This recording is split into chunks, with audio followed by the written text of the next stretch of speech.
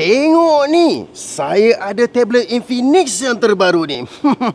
Rasa premium pun masih ada lagi. Okey, aku tak nak sembang banyak. Jom kita ceritakan 3 kelebihan dekat tablet Infinix Expert 20 yang terbaru ni. Sebelum aku nak cerita kelebihan, kita tengok dulu ada apa dalam kotak ni. Kotak tablet Infinix kali ni aku tengok agak tebal. Mesti ada sesuatu dalam ni. Dah sedia 1, 2, 3 cap. Benda yang menarik. Okey, kita buka sama-sama. Korang rasa ada apa dalam ni? Okey, aku nak buka.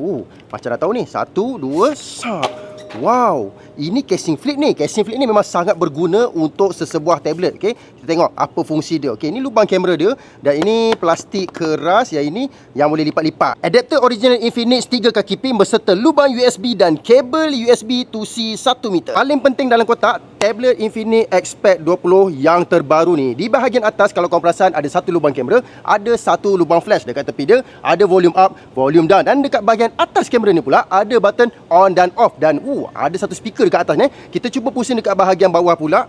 Okey, dekat bahagian bawah ni, okey, ada satu lagi speaker. Maksudnya dah tahu dah, stereo speaker. Ada lubang Type-C, ada lubang kegemaran ramai, audio jack full. Ini memang ramai suka. Dan satu benda yang aku nak pusing dekat tablet ni. Aku nak pusing. Ini yang paling penting ni. Lubang ni, adakah betul dia ada slot untuk SIM card dan juga memory card? Untuk skrin dia datang dengan 11 inci FHD Plus iCare display. Untuk refresh rate, korang jangan risau. Paling tinggi ada 90Hz. Untuk kecerahan skrin dia ada sampai 440 nits. Dan yang paling aku suka, warna dia. Korang nampak tak? Agak vibrant dan sedap mata memandang. Hi Folex. I am coming.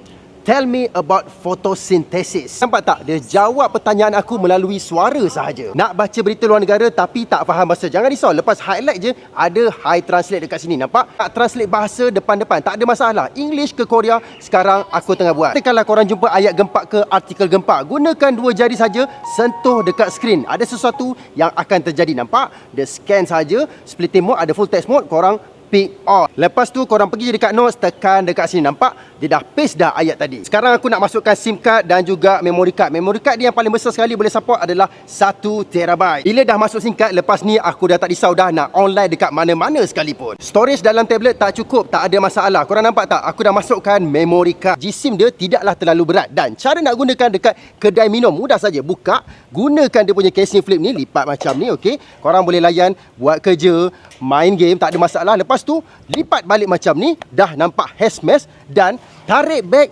masuk dalam beg, nampak? Dah boleh balik rumah. Tapi aku nak bagi tahu, kalau nak bawa balik tablet ni tanpa pergi akaun Infinix Malaysia. Namun macam biasalah, apa pendapat korang?